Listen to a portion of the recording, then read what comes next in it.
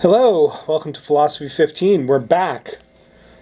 This is our 15-minute conversations between two philosophers. I'm Robert Talese. This is my colleague, Scott Agan.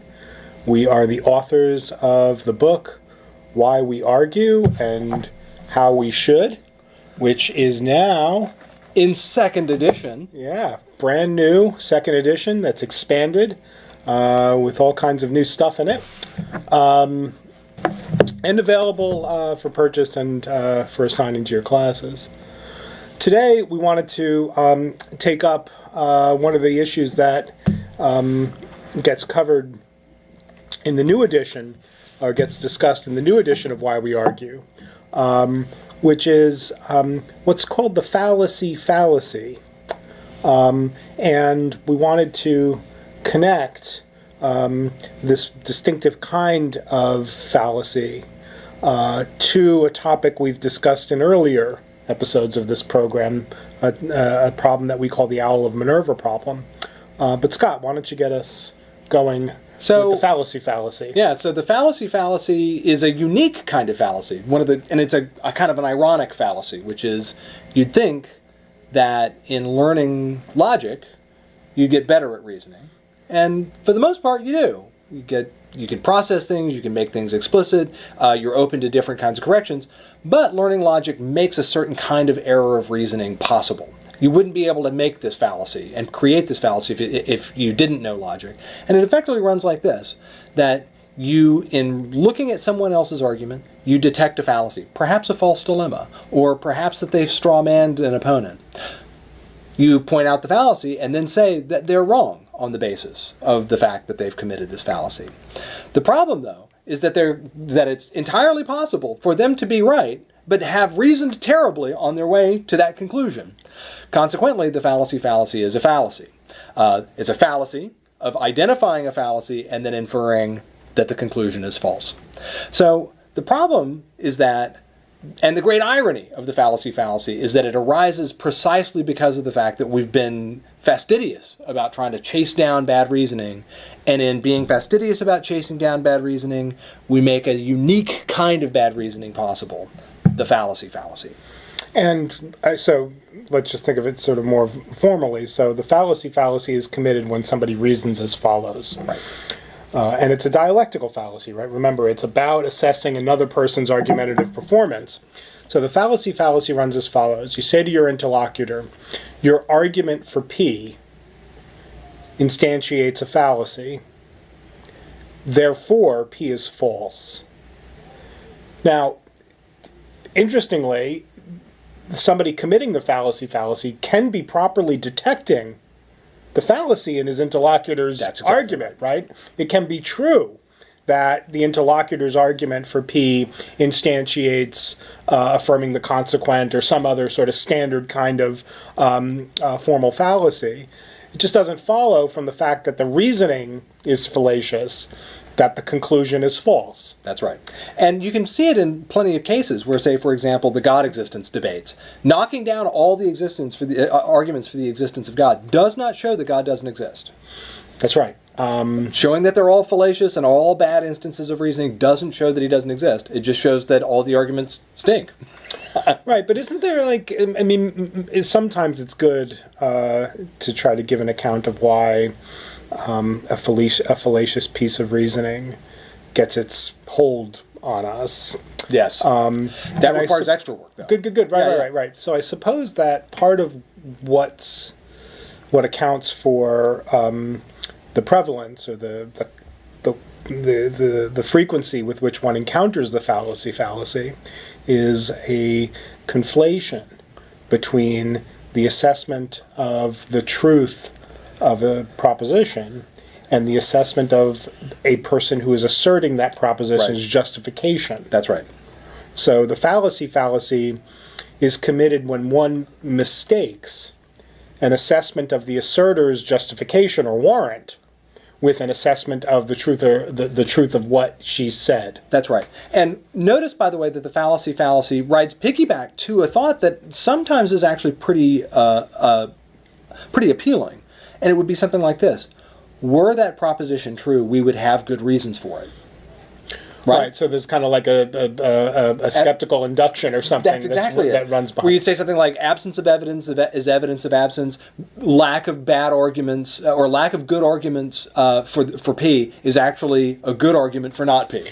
Right. Good. And so there is an element, there is something right sometimes behind the thought or something appealing behind it, but that's the reasoning that runs the fallacy, not the fact that they had a bad argument, therefore the conclusion of that argument is false. Can I raise one other thought? So maybe there is another sort of force driving the fallacy, which is a conflation not of warrant and truth, but a conflation of the pragmatics of dialectical engagement. Good.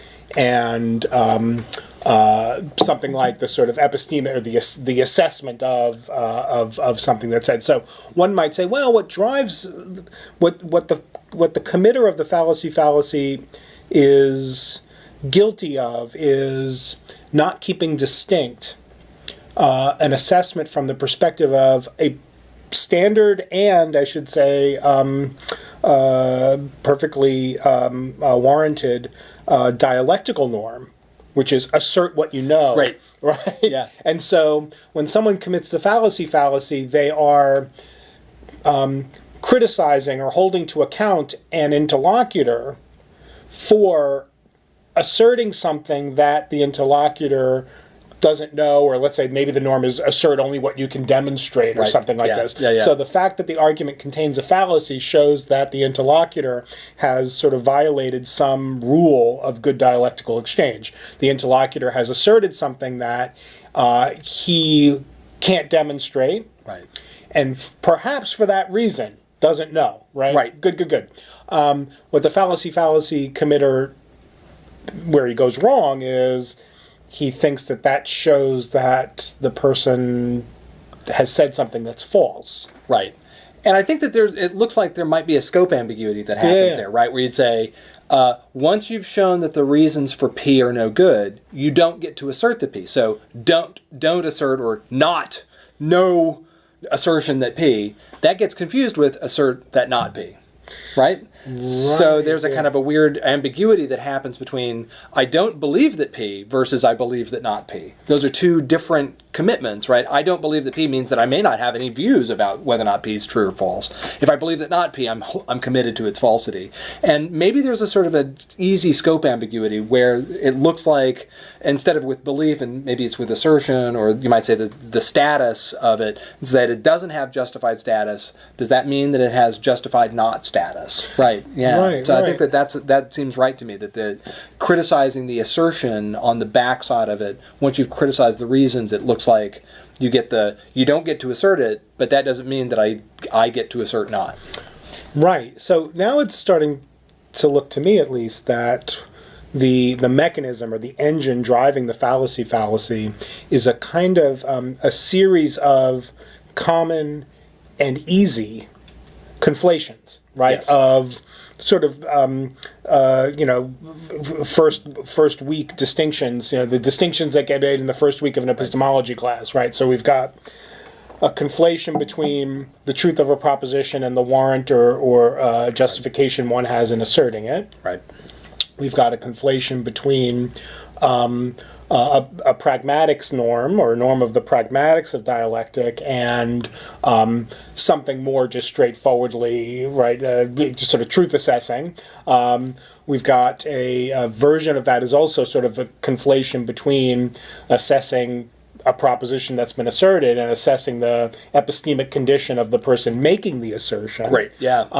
And then the final one that we were just discussing, right? There's a scope ambiguity. You haven't given me reason to... What you've said provides no reason for asserting that P or for adopting that P. Therefore, what you've said has given me reason to adopt not P. Right. So here's one of the great ironies, again, I think about this, is that the tools of logic, or the tools of, you might say, epistemic logic, or the tools of sort of looking at these formal features, we're able to identify the fallacy behind the fallacy. And notice, by the way, that the fallacy is something that's appealing to pretty much every college sophomore who takes a critical thinking class, right? They see fallacies everywhere. They think that everyone's wrong on the basis of it. But that's why we call them sophomores. right? There's something sophos to, right? There's something sophos to them, but there's also something moros to them. That there's something right? There's some sort of foolishness to their wisdom, or some wisdom to their foolishness. That the fallacy is clearly a fallacy, but it's made possible only by the fact that you've learned the logic. You've learned just enough logic to be dangerous. Right. So maybe we ought to do the next episode on the connection between the fallacy and what we've previously called and what we identify in the new edition of Why We Argue, the Owl of Minerva problem, right? Yeah. So that was a little bit less than 15, fewer than 15 minutes, but hey, we gave you 4 minutes back.